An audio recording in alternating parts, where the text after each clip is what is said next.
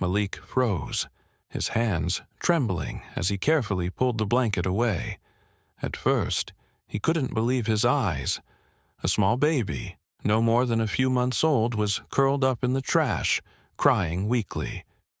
The little one's face was scrunched in discomfort, and the tiny body was shivering. Malik's heart raced as he knelt down beside the child. He had never seen anything like this before.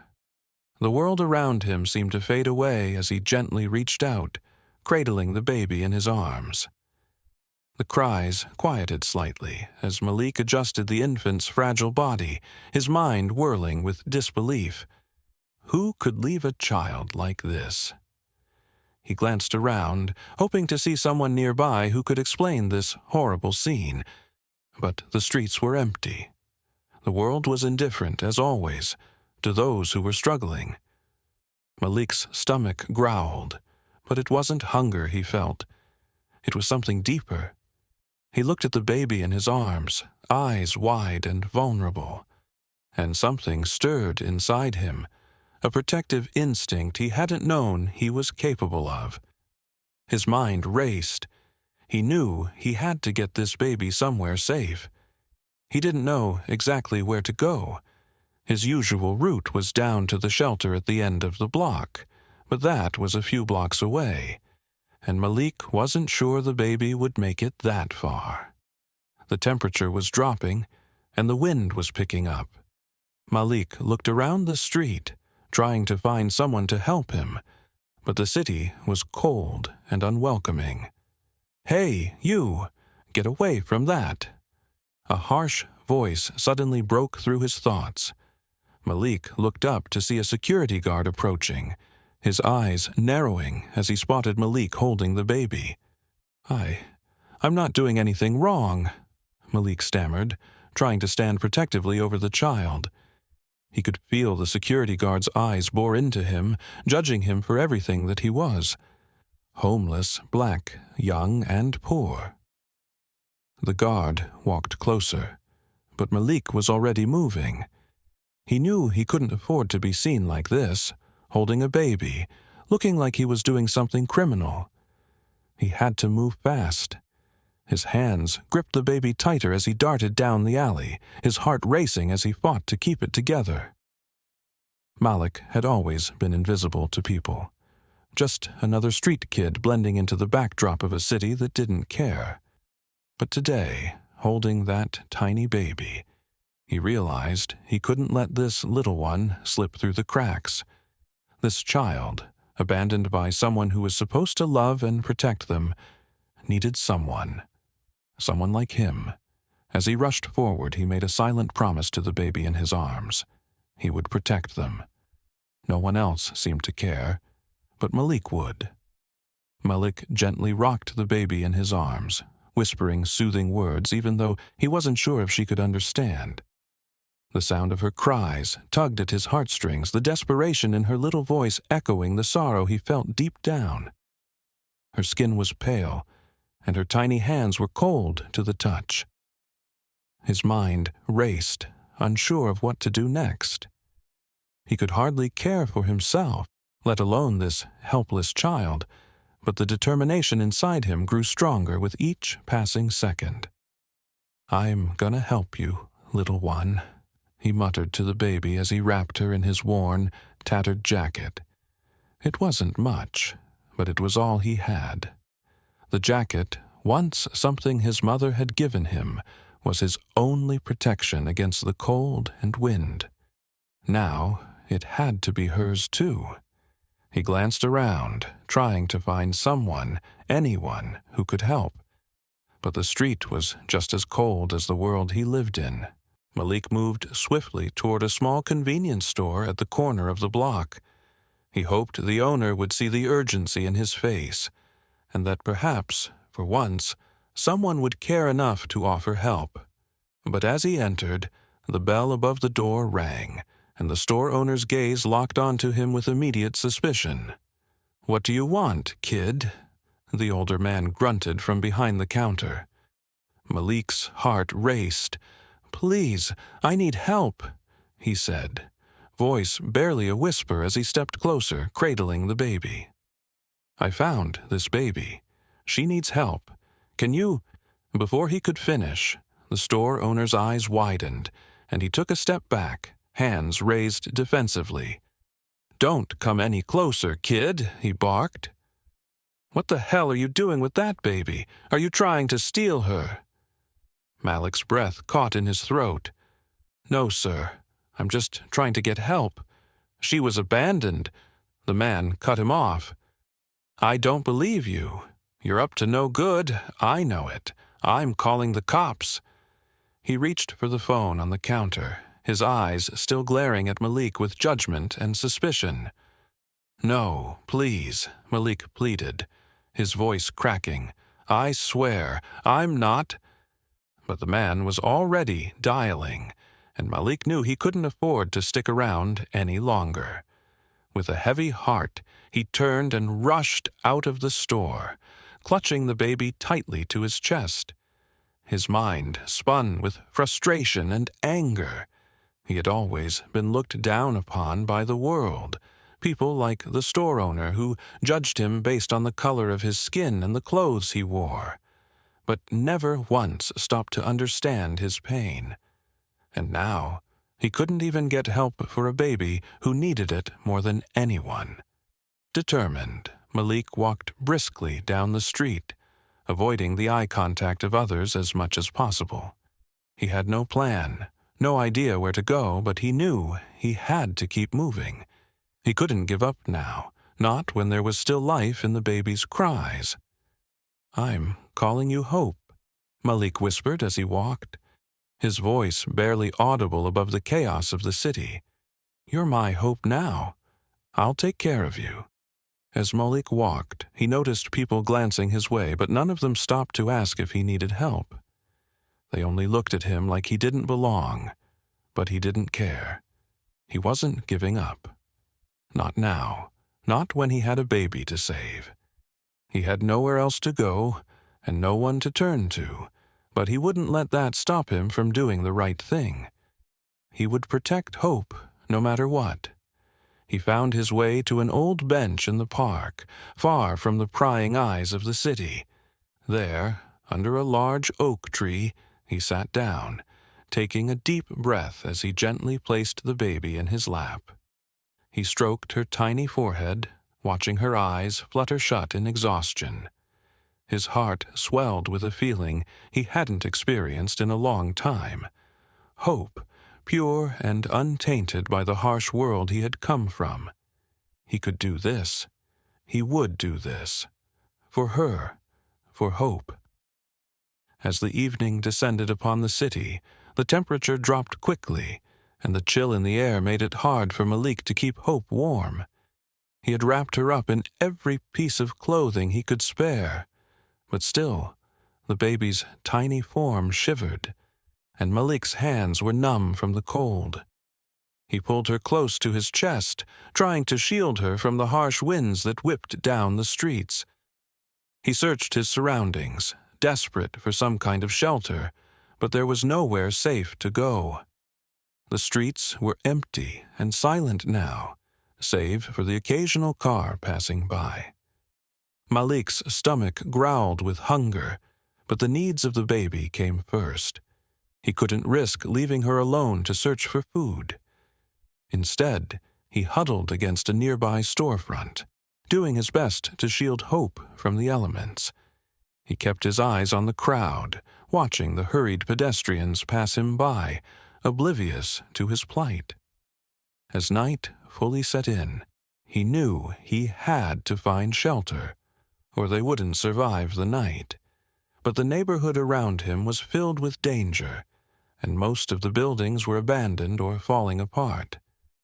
Malik was used to this harsh environment, but now, with a baby in his arms, it felt even more hopeless. His mind raced for options, but there was nothing.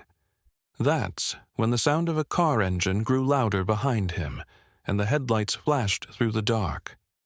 A patrol car slowed to a stop in front of him. Malik's stomach tightened, and instinctively he shifted to shield the baby from the approaching officer. The officer's window rolled down, and he stared at Malik with suspicion. "What are you doing out here, kid?" The officer's voice was cold, his eyes scanning Malik's worn-out clothes. Malik's heart skipped a beat. He wasn't doing anything wrong, but the officer's presence made him feel like a criminal. "I'm just trying to get some help, sir. I found this baby, and I'm trying to—" The officer interrupted, his eyes narrowing as he glanced at the baby. "A baby? What's going on here? You think I'm just going to believe some story like that? What's your angle, kid? You a thief or a runaway?" Malik flinched at the words, his face flushing with frustration and anger. "No, sir. I'm not a thief. I'm just trying to get help for this baby." The officer wasn't listening. "Yeah, sure, you are," he said sarcastically. "Probably just a scam to get people's sympathy, huh?" Malik's blood boiled, but he kept his composure. "Please, I just need help. I'm not trying to hurt anyone." Before the officer could respond with more insults, an older voice cut through the tension. "Excuse me." The voice was sharp but kind, full of authority that even the officer couldn't ignore. Turning his head, Malik saw a woman approaching. She was elderly, with a cane in one hand and a shopping bag in the other. She had a warm face, framed by graying hair. "You should be ashamed of yourself," she said, directing her words at the officer. "This young man is trying to help a defenseless child, and you're standing here making accusations. How dare you?" The officer blinked, surprised by her outburst. "Ma'am, No." She cut him off, her voice firm. "You've been questioning him for no reason. Look at that poor baby. Look at them both." Malik stared at the woman, too stunned to speak. The officer seemed to shrink back under her gaze, clearly uncomfortable, but unsure of how to react. The elderly woman turned to Malik and smiled warmly. "You're doing a good thing, son," she said, her voice softening. "I don't know what's going on, but I can tell you're not up to anything bad. Come with me, and we'll get you both somewhere safe." The officer, now silent and awkward, didn't challenge her. He simply turned and drove off, leaving Malik and the woman standing there, the street growing quieter as the city moved around them. "Come on," the woman said, gesturing for Malik to follow. "I live just a few blocks away. I can offer you something warm to eat and a place to rest. You and that baby have been through enough." Malik, still stunned, nodded gratefully. He had never expected anyone to stand up for him like that. With the elderly woman leading the way, he followed her through the streets, feeling a small glimmer of hope. For the first time that day, he thought they might actually be able to make it through the night. When they arrived at her modest apartment, the woman quickly set up a small cot for the baby and offered Malik a seat. She moved around the kitchen, preparing a simple meal of soup and bread. As she worked, Malik quietly watched her, still holding hope in his arms. For the first time in hours, he allowed himself to relax. Maybe things wouldn't be so bad after all. Maybe there were still kind people in the world. "You're very brave," the woman said softly as she set the meal in front of him. "Taking care of that baby like that. You've got a big heart, I can tell." Malik smiled weakly, looking down at Hope as she slept soundly in his lap. "I just wanted to help," he whispered. "She didn't deserve to be left like that." The woman nodded, her eyes softening with understanding. "You're a good boy, Malik," she said, her voice full of warmth. "And don't let anyone tell you different." For the first time that night, Malik allowed himself to believe in that kindness. Maybe, just maybe, this was the beginning of something better. As Miss Clara continued to care for Hope, she noticed something that hadn't caught her attention before: a delicate silver bracelet on the baby's wrist. The bracelet was simple but elegant, engraved with the name Hope and a small logo, an emblem Malik didn't recognize at first. As she gently ran her fingers over the cool metal, her eyes widened. "That's no ordinary bracelet," she muttered to herself. She examined the engraving more closely, and it seemed like a family crest of sorts, something expensive. "Let me take a look at that," Malik said, coming over to her side. Miss Clara handed the bracelet to him, and Malik's heart sank as he looked at the name. "Hope," he whispered. The name was so fitting for the baby he had found in the trash. But what caught him off guard was the logo, a stylized R with a crown above it. He had seen that before, on the flyers of a missing child case just days prior. He had heard it on the news, too. The wealthy Richards family had reported their daughter missing after a botched kidnapping attempt. Realizing the significance of what he had discovered, Malik's heart raced. He knew he had to do the right thing. As much as the baby had become a part of him during their short time together, he couldn't keep her. He had to reunite her with her family. Malik immediately got on the phone and called the authorities. When they didn't pick up, he left a message describing the baby and the bracelet, urging them to get in touch with the Richards family. He was determined to do this the right way. Hours passed, and when the phone finally rang, it was the Richards family's lawyer. "We've received your information. We are skeptical about your intentions. You understand that you're being accused of kidnapping, don't you?"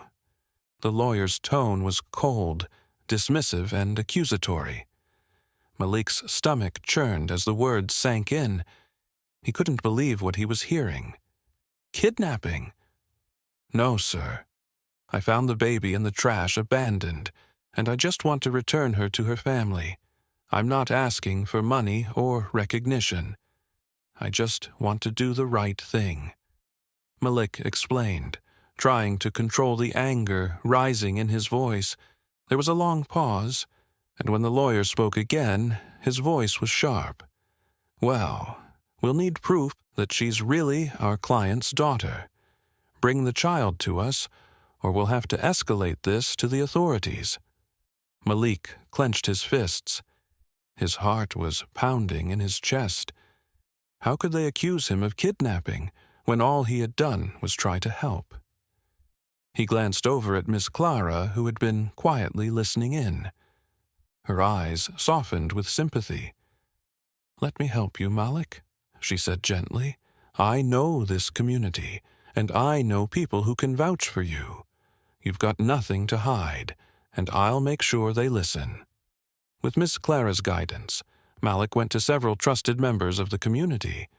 Word spread quickly, and people came forward to back up Malik's version of events.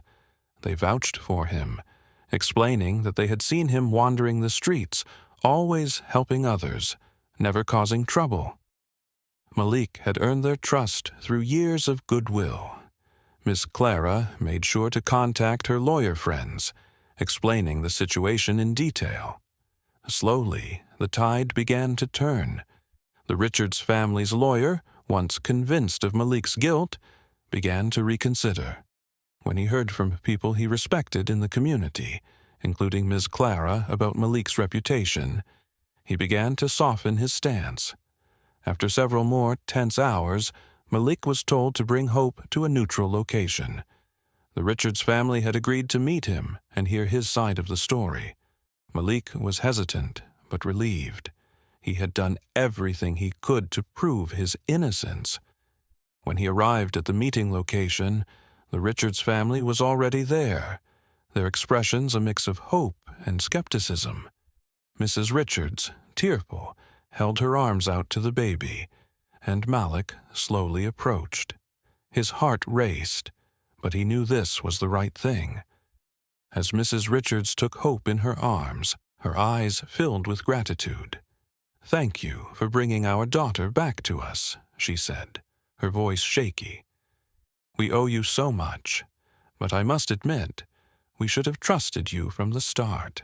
Malik nodded, his eyes downcast, knowing this was the closure he needed. What had started as an act of kindness had turned into a deeply emotional and profound moment. "I'm just glad she's safe," he replied, his voice steady despite the roller coaster of emotions he had experienced. But there was more to the story. The Richards family, humbled by Malik's actions, would soon learn the real lesson, that kindness and integrity had triumphed over suspicion and prejudice. The Richards stood, their faces a mixture of regret and guilt. Mrs. Richards' eyes glistened with unshed tears as she looked at Malik. "We owe you more than just thanks," she said, her voice trembling. "I can't begin to explain how deeply ashamed we are. We made assumptions based on who you are and where you come from, and we judged you harshly." Mr. Richards nodded solemnly, his face marked with the weight of their mistake. "We assumed the worst of you, Malik. The way you look, where you're from, it all clouded our judgment. But in reality, you've shown more bravery and heart than we could have ever expected." Malik stood there, his expression calm, but his heart stirred by their words. The apology wasn't something he had been expecting. He was just a boy who had acted out of instinct, trying to help a baby in need, and yet he had become the one who was wronged. "It's all right," Malik said softly, trying to ease their discomfort. "I know what it's like to be judged for things I can't control. I wasn't angry, I just wanted to help." Mrs. Richards blinked away a tear. "You've done more than help, Malik. You saved our daughter, and for that, we can never thank you enough." Malik felt a rush of gratitude for the way they were finally seeing him, not as a stereotype, but as a human being capable of kindness and compassion. "We want to do more than just thank you," Mr. Richards continued. "We've been fortunate in life, and we know that we can help you now, in the same way that you helped us." Mrs. Richards looked at her husband, nodding. "We want to offer you a scholarship to any school of your choice. You have so much potential, and we want to help you reach it." Malik's eyes widened in surprise. A scholarship? To any school? This was the kind of opportunity that he had only dreamed of. But that wasn't all. "We also have a guest house on our property," Mr. Richards said. "It's not much, but we'd love for you to stay with us. We've been blessed with so much, and we know that you deserve a chance to live better." Malik's heart raced. The offer was overwhelming. A scholarship, a safe home, everything he had ever wanted seemed to be within his reach. But as much as it was tempting, he hesitated. "I don't want to impose. I've always been on my own," he said, unsure of how to accept such generosity. Mrs. Richards smiled gently. "Malik, you're not imposing. We're offering you the opportunity to live a life of safety and stability. You've shown more courage than most adults would, and we want to make sure you have the chance to live a life you deserve." Malik's mind raced. Could he really leave his life behind, accept their help, and be part of their world? Would he lose who he was in the process? Finally, he made his decision. "I'll accept," he said quietly, looking at Hope, who was now smiling in her mother's arms, "for her sake. I want to make sure she grows up in a world where she's safe and loved." Mr. and Mrs. Richards beamed with relief. "You've made the right choice," Mr. Richards said. "You're part of the family now." Malik's heart swelled as he looked at Hope, knowing he was not just helping himself, but giving her the future she deserved. The Richards had given him a chance, one he could never repay, but would carry with him always. As the days passed, Malik settled into the Richards' home, learning to adjust to a life filled with comfort and security. The luxury of warmth, food, and a bed was something he had never experienced, but it was the kindness he received that struck him the most. The Richards treated him like family, and he slowly began to trust that he was truly welcome. For the first time, Malik began to believe in the power of kindness. He knew this was only the beginning of his journey, and, for the first time, he felt hope for the future. Hope that one day he would be able to pay it forward, just as he had for hope. Malik's life slowly transformed as he embraced his new opportunities. He excelled in school, driven by the desire to create a better future, not just for himself, but also for Hope, who became the joy of his life. He often helped care for her while still focusing on his studies, determined to make something of himself. The community that once turned its back on him now viewed him with admiration and respect. His story of courage, perseverance, and kindness began to inspire others who had once ignored or judged him. As Malik's confidence grew, so did his voice. He became an advocate for homeless children, using his own experiences to challenge the prejudices that so often defined people's worth. His message was simple, yet powerful. No one should ever be judged by their circumstances, skin color, or past. He fought for equality, for respect, and for a world where everyone had the opportunity to succeed, regardless of where they came from. The culmination of his journey came at a public event, where he stood at a podium, holding hope in his arms. The crowd was silent as Malik addressed them with unwavering conviction. No one's worth should be judged by where they come from or how they look, he said, his voice strong. We're all capable of greatness. As the audience erupted into applause, Malik smiled, knowing that his journey had only just begun. Hope, nestled in his arms, was the living testament to his belief that with compassion, anything was possible.